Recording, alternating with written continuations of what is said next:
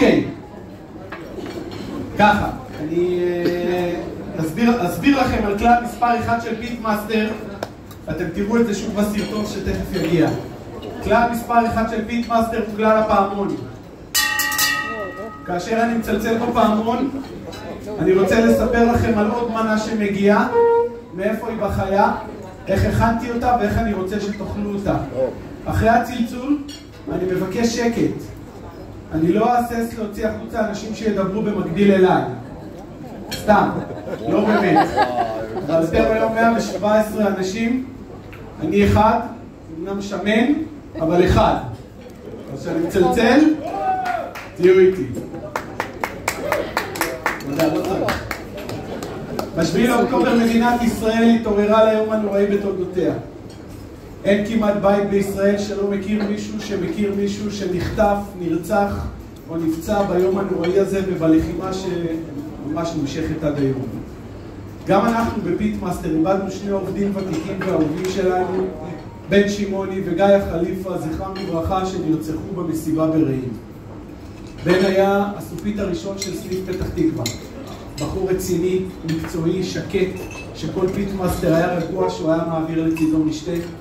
גיא הייתה מלצרית ותיקה, חייכנית ואהובה, הן על הצוות והן על האורחים שהיא נתנה להם שירות. הם נסעו יחד למסיבה ברעים, וכאשר התחיל שם כל האירוע, בן הצליח לברוח ברכב שלו ולמלא אותו באנשים שהוא לא מכיר, להוריד אותם בבאר שבע, לחייג לאבא שלו ולאח שלו שאמרו לו, בן, תישאר איפה שאתה, ובן במפגן אומץ מטורף חזר עוד פעמיים לשטח הלחימה. כאשר כל פעם הוא ממלא את הרכב בזרים גמורים ומוציא אותם החוצה. באיזושהי נקודת זמן בבוקר הזה גיא שלחה לבן מיקום ורשמה לו, בן, אנחנו מתחברות תחת שיח. בן הגיע. הוא העלה לרכב את גאיה, את רומי גונן ואת אופיר צרפתי והתחיל בנסיעה השלישית שלו החוצה משדה הקטל. בדרכם הם נתקלו במחבלים, בן וגאיה נרצחו ברכב, אופיר צרפתי ורומי גונן נחטפו לרצועת עזה כאשר הם פצועים מירי. גופתו של אופיר צרפתי תוחזר למדינת ישראל לאחר מספר שבועות. רומי גונן לפני כ10 חודשים חזרה הביתה לחיק משפחתה. רומי הייתה למעשה הבן אדם ה13 שבן הציל באותו יום. ב7 לאוקטובר האחרון התבשרנו בגאווה גדולה שבן קיבל את אות נשיא המדינה למעשה גבורה אזרחיים שבוצעו ב7 ל10 ואנחנו גאים בו מאוד. מאותו יום כל המשנים בכל סניפי פיטמאסטר נפתחים בסיפור הגבורה של בן לזכרה של גאיה ולזכרם של כל מי שאיבדנו בדרך.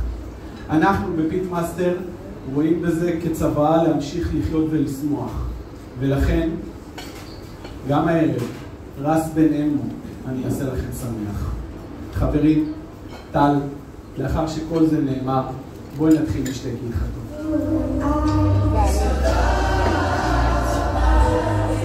תן בראש, תן בראש, חברים.